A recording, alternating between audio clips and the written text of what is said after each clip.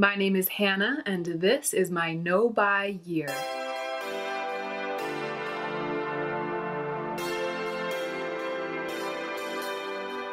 Category is Elphaba Realness. I'm going to try to film a chit-chat get ready with me, which I've never done before, so please bear with me if it's all wrong. I'm not sure I'm gonna be able to put on makeup and chit-chat at the same time, but I'll give it the old college try. The first thing I'm going to do is wash off this mask. This little free sample came in the mail along with my recent repurchase of the Perricone MD Photo Plasma, which I had replaced. And this is my first time trying it. It is from Boscia. It is a clay mask, the Magic Super Antioxidant Mask. Now, I have traditionally not had the best of luck with clay masks because I have dry skin.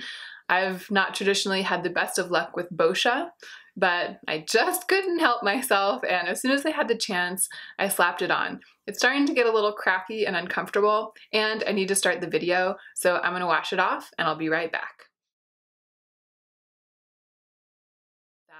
I definitely wouldn't buy this mask. It's probably fantastic if you have oily skin because it feels like it purifies and mattifies the skin without stripping it. But for me, when I washed it off, my face didn't feel the way that I like it to feel when I wash off a mask. Unless it's an exfoliating mask, like a chemical exfoliant, then after I mask, I want my face to feel really plump and juicy and deeply hydrated, and that's not the way that this made my face feel. I'm gonna zoom you in and start with my eyes. I'm priming with the Urban Decay Anti-Aging Primer Potion. I'm going to see if I can keep this video from being super, super long.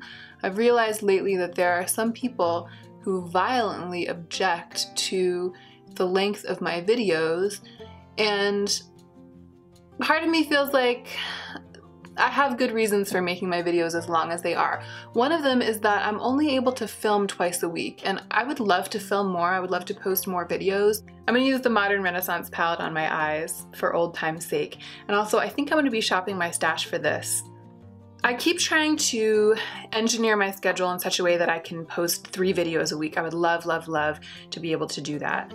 I'm starting with Tempera, the cream colored shade, just to set my lids, and I'm using this fluffy Wet n Wild brush. I'm enjoying this so much. I'm enjoying it so much, and I'm really enjoying connecting to you guys. I enjoy filming, I enjoy editing. So I'm dipping into Golden Ochre. I have no idea, I'm using the same brush. I have no idea what kind of look I'm going to create. Since I can only film twice a week, I kind of feel like more okay about uploading longer videos because I want to give you guys good content. I wanted to give you a lot of content, and the kinds of videos I'm filming, like empties and the shop my stash that I'm doing, I just like to be thorough. I don't want to just hold up a product and say, I hated it, and then move on to the next product. I really want to be thorough and explain myself and explain what I'm doing. So I'm taking this Morphe MB44 and I'm dipping right into Real Gar, which is that super rich, delicious orange shade in the bottom corner of this palette. So it's not like I feel horribly embarrassed that my videos are long or feel like I need to do something to fix it dramatically. And in fact, I really love watching long videos, like those beauty news videos that are over an hour, or makeup struggles, long anti-hauls. Those are like my favorite videos to watch because I watch YouTube while I'm working. So I appreciate those videos because I can just put one on and leave it on, or while I'm cooking, I can just put it on and leave it on and I don't have to worry about what I'm gonna watch next. So as a viewer, I really like a long video. So I'm happy to be providing that kind of content. But I would like to diversify the length of my videos, and partly just because the longer the video, the longer it takes to edit. And it takes me so long to edit these long videos. My empties video that I just posted, I finally shaved it down to under 50 minutes, but there were almost 2 hours of footage. For a hobby, which is basically what this is, not making me any money, in fact it's all it's done so far is cost me money because I had to invest in the equipment. As much as I love doing it, I think I need to continue to work to try to find a balance. I think part of me does feel a little bit embarrassed when I upload like a 40-minute video, and I'm always trying to shave it down. And I think that I would like to simultaneously stop being embarrassed and just realize that that's the nature of the work that I'm doing here, and also innovate some content that doesn't take as long to film and edit. I think I'm gonna keep it kind of light, like not too intense and smoky. So I'm taking a little bit of Venetian red and I'm just gonna put it kind of on the middle of my lid and maybe a little into the crease to deepen it up ever so slightly.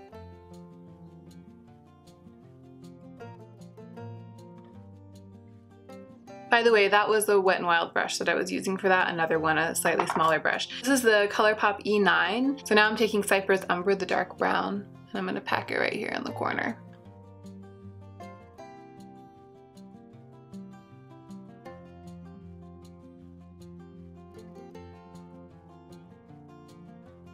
I have a scar on this eyelid. You probably can't, I don't know if my camera is that good, but I have a scar on this eyelid from when Sadie was a kitten. You know how kittens will just go haywire all around the room at all hours of the night?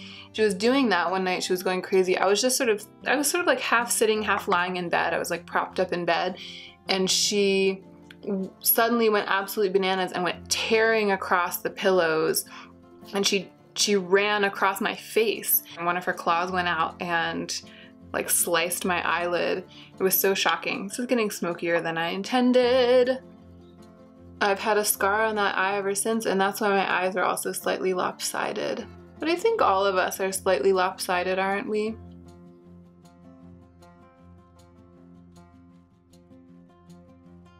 I'm taking a little bit of red ochre on this same brush and sort of doing the same thing with it to make it more of a warm look and less of a brown look.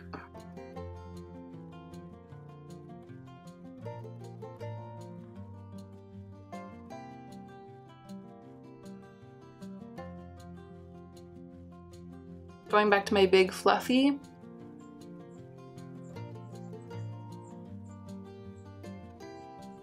This is my Marc Jacobs highlighter in Brownie.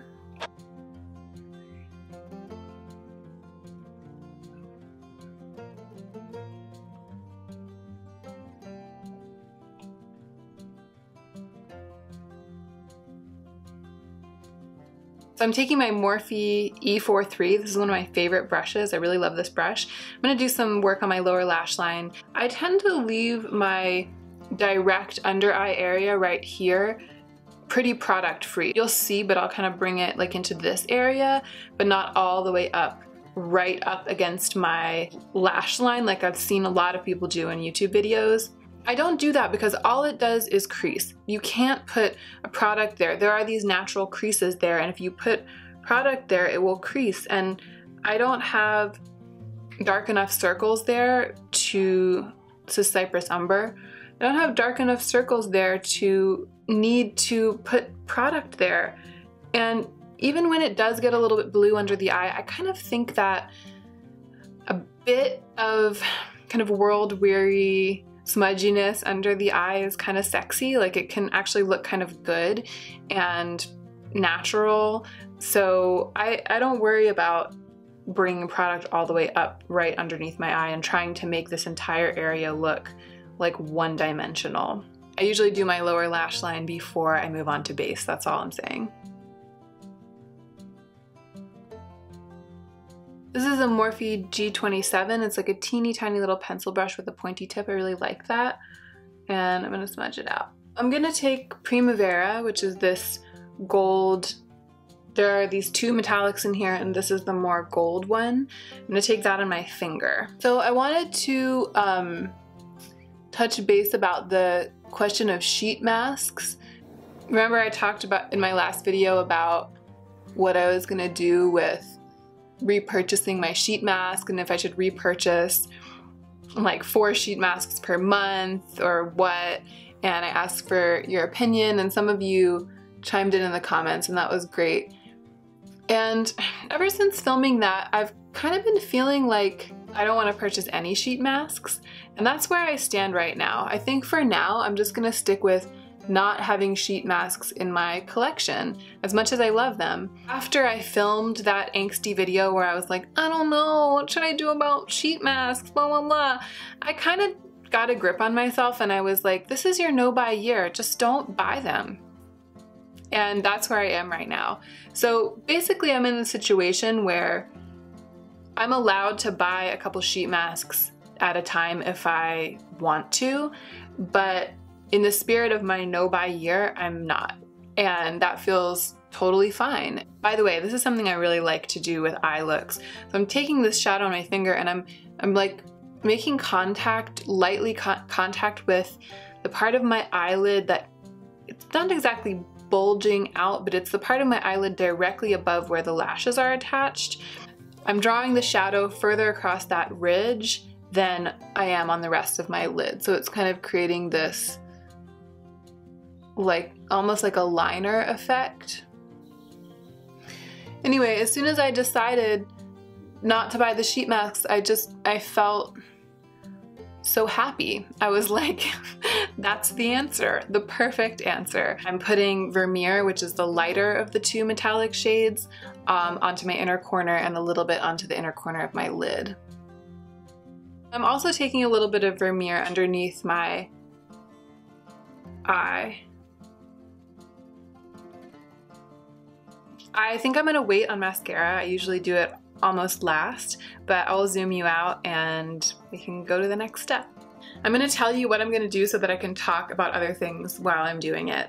I'm going to use a little bit of this Tarte Rainforest of the Sea Radiance Drops as a primer. I've finally gotten brave enough to start trying them again. Remember before I thought that they had broken me out terribly, but I couldn't be sure because there were so many factors. So I'm experimenting with these again. I'll report back. After that, I'm going to use Shape Tape as a base and blend it out with my Beauty Blender.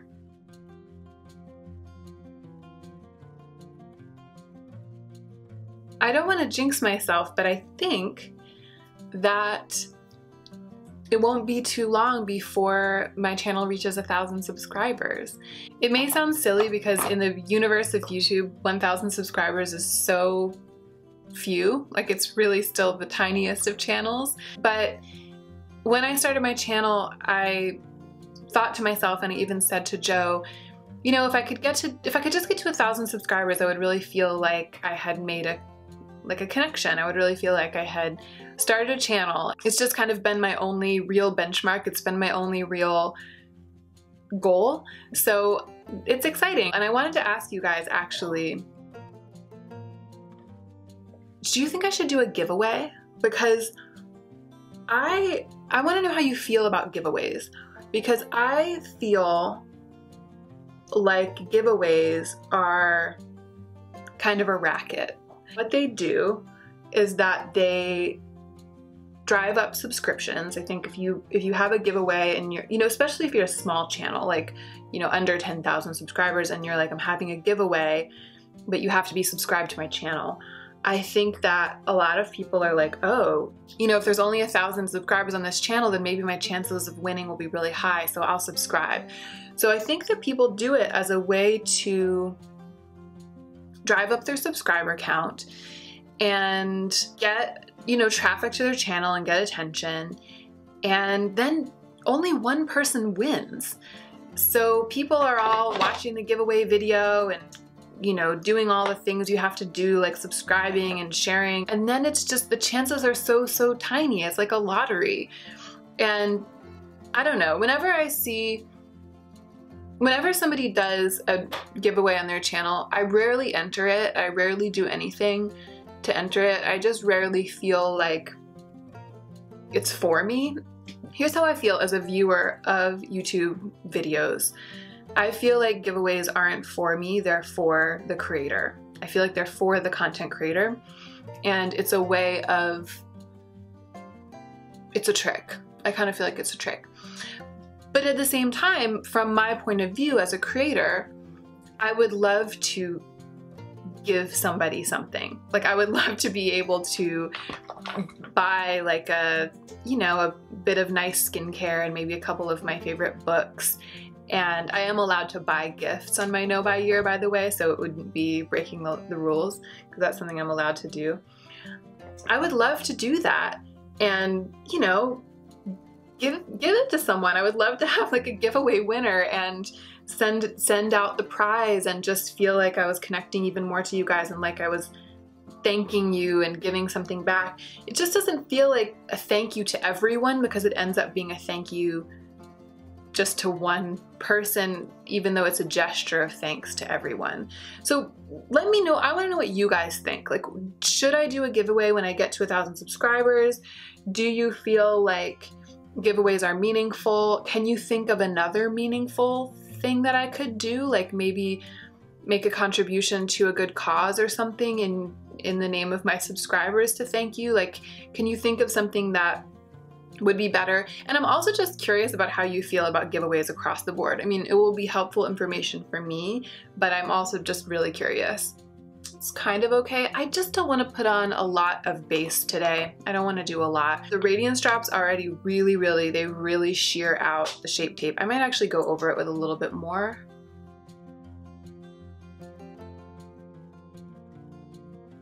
I'm gonna do some spot concealing with my NARS Soft Matte Complete Concealer.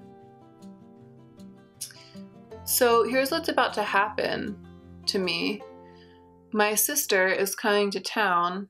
Can I talk and do this at the same time? I don't think so, hold on. I'm just gonna put a tiny bit of this here, and I think I'm actually gonna use a Q-tip to blend it up into my inner corner highlight. You can still see some little spots and unevenness in the skin on my chin and cheeks. You can see some of my acne scars. It makes it look less like I have on a full face of makeup, and I really like that. And lately I've been really into kind of shearing out whatever product I use, especially across where I'm really scarred. So I'm going to use a blush from this NARS palette. It's called Me First. It's this coral blush right here. My sister has a conference. It started today, actually. She's already here. I'm filming this on Thursday. Gosh, I don't know when I'm gonna post this. It might be ages and ages into the future, but I'm filming this on a Thursday, and my sister is already here. She lives in Washington, D.C., but she is here, and she is at her conference. It's sort of somewhere between LA and San Diego, and it's at a resort hotel. Very, very fancy. She's very fancy. And, well, her job's very fancy. She invited me to drive down tomorrow after I finish work and just stay in the fancy hotel with her while she goes to her conference. So that's gonna be amazing, because there's nothing I love more than staying in a fancy hotel. And so she's gonna be working tomorrow kind of until late, and I will work too. I'll take my computer, I'll edit videos, I'll work on some of my essays, and I will sit by the pool. So I am so excited, first of all, to see my sister, because we're very, very close, and in some ways we're very similar, and in other ways we're very different. She doesn't really wear makeup, she isn't an artist, she doesn't care about being glamorous, but she's incredibly hardworking, and she's incredibly talented and brilliant. She's doing amazing things with her life. She's doing amazing things in her career, and I'm super proud of her. She has a really strong sense of justice and of trying to do right in the world and improve the world, and I just think she's the best. Anyway, I have a strong sense of justice and trying to do right in the world with this NARS blush, and I love this color. Oh, so I'm gonna live my best life next to the pool with the drinks, with the little umbrellas. On Saturday, Ellie's conference will end, and we will drive back up to LA, and on Saturday night we're having kind of a party, And then on Sunday, we're going to Disneyland. So I have resuscitated this Colourpop highlighter that I shopped my stash for ages ago. This highlighter, I just pulled it back out on a whim. It's so creamy and lovely to touch that I just kind of wanted to play with it. And when I put it on, I was like, wow, I had forgotten what an incredible mirror finish it has, and I am just living for it. I'm going to use this Morphe MB43 I think this is an eyeshadow brush. Can you see that? Do you see that? Anyway, we are not like a Disneyland family. I've been to Disneyland one time as a small child and I barely remember it. Ellie too, we went as children. I'm gonna buff this onto my eye just because that's how I roll. We weren't even sure we wanted to go because we were like, is Disneyland fun?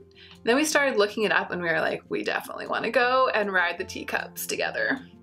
So that's what we're gonna do. We're gonna go to Disneyland, just the two of us, and we're gonna be awesome. Another thing about this highlighter is that it's got some pigment to it. So I've been really into highlighting my chin lately. And when I do that with this highlighter, it deposits a little color there. When it first happened, I was like, ah, because my chin and jaw are what are red from scars and what tend to be the most red. So I'm really attached to making those areas pale, making them match my neck. But it grew on me because if I were to get color from the sun, it would be on my chin and nose and cheeks. So it actually looks natural and it kind of helps undo some of the false effect of having really whited out my chin. So that's another reason I'm super into this highlighter. I'm just so into it. I know it's a lot. It's a lot. I've done a lot. I've done the most, but I'm just gonna live with it.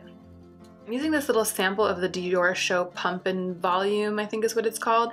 This was absolute trash when I first opened it. I got this little sample, I don't remember where it came from, but it's the one with the squeezy and you're supposed to be, you know, blah, blah, blah. I've stuck with it because I had to because of my rules, and it was just too wet, and now that it's dried out a little bit, I love it. I remembered what I wanted to talk about the most in this video, which was this issue of replacements and returning them that has come up a lot in my comment section lately. In my last video, in my check-in, I was talking about how I want to try a less expensive sunscreen, but I can't afford to buy a less expensive sunscreen that I've never tried before, because if it doesn't work for me, then I will have to use up the whole bottle before I can repurchase the one that I know does work. So I was talking about how I had kind of not foreseen this problem when I created my rules and I hadn't made a provision for it, and I had kind of painted myself into a corner of having to repurchase only products that I'm familiar with because I don't want to run the risk of purchasing a product that I'm unfamiliar with and then being stuck with it. I was talking about that and I got so many comments saying, well, why don't you just buy a cheaper sunscreen and then if you don't like it, return it? And I've been thinking about that because it's a good point, like it's a good question. And some people are saying, you won't be breaking your no-buy if you do that. You won't be breaking your no-buy. And the thing is, I made the rules for my no-buy. I made them in December. And my rules say that if I have a product, then I have to use it up before I buy something else. It doesn't say you have to use it up or return it or declutter it or something like that. It says you have to use it up. I have to use what I have. If I'm being super, super stickler to my rules and super faithful to my rules, I would be breaking my rules if I bought a sunscreen, tried it, didn't like it, and then returned it. However, I'm not such a stickler for rules that I'm against not bending my rules, but growing my rules in order to meet unforeseen circumstances like this one. So I'm not totally against the idea, but I do have some trepidation about it, and here's why. Okay, my lashes are done. Here's why I have some trepidation about that idea. It's because it opens the door to the behavior, my old behavior of buying stuff just to try it and then returning it. I could see myself taking advantage of that in a way that's counterproductive to my no-buy year. So I could see myself just engaging in shopping behavior again in that old addictive way. Going to Sephora, swatching a bunch of sunscreens, talking to the employees, buying something just to try it, trying it, returning it, buying another thing, trying it, returning it. And that's just not how I want to spend my life anymore. That's not how I want to spend my no-buy year. The advantage to forcing myself to repurchase products that I'm familiar with is that it's boring. It doesn't ring my bells the way that buying new products does. So I'm continuing to deprive myself of that exciting, addictive rush of shopping by repurchasing the same product over and over again, even if it's a little expensive for me. Once I feel really, really confident that I can go back out into the world without letting my love of shopping for makeup run me, like run my life, run my body, then I feel like I can start experimenting with products that might not work out and returning them if they don't work, etc., etc. Honestly, I'm embarrassed to admit this, but I'm just not sure that I'm there yet. I'm still really excited every time I get to place an order from Sephora to replace something, because I get to add all the minis and all of the free samples into my cart. Sadie's really, really sad. Why is she so sad? Because you were gone. Well, I'm back now, Sadie, but we gotta be quiet. We can't have our singing club. You are gonna have a singing club? Meow, meow, meow, meow. Pardon the interruption. I guess what I'm trying to say is that buying things just to try them and then returning them is one of the shopping behaviors that I am unhappy with. And it's one of the parts of the culture of overspending on makeup that I'm unhappy with. I'm constantly seeing beauty gurus do these huge hauls. They're like, my Sephora haul after the VIB sale, and they show, 25 products. And then a couple of weeks later, they come back and they film a video saying what they're keeping and what they're returning. So there's this really entrenched culture of just buying everything you think you might like and then returning everything that doesn't work. And I totally am guilty of that. I was like that. I did that. I'm not against returning things to Sephora. I've done it before, and I'm sure I will do it again, because I do think that if you accidentally buy something that's not working for you, then you should return it. But making purchases with that safety net, being like, well, I'll get it because if it doesn't work out, I can always return it, that's something that I'm trying to change. That's a part of my mindset that I'm trying to change. And so even though it seems really strict, I think that it's for the best for me not to make that provision, at least not to do it yet. I'm totally failing at CHIT-CHAT, get ready with me. I'm just doing like CHIT-CHAT, then get ready with me, then CHIT-CHAT, then get ready with me. Let's finish up. This is the Cover FX Illuminating Setting Spray. Love it so much.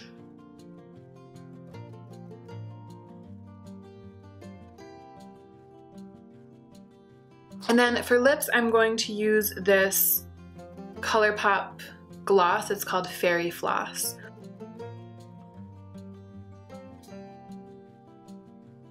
I forgot to put my mole back on again. I keep forgetting. Oh, I forgot my brow gel too. I'm not really done.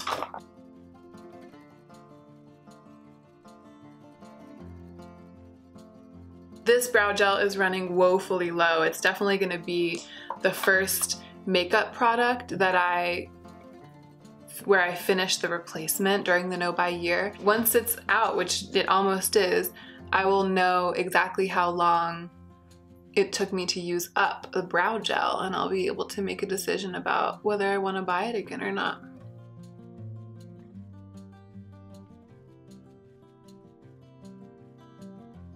I think I'm going to take my ears off and take my hair down and show you the finished look.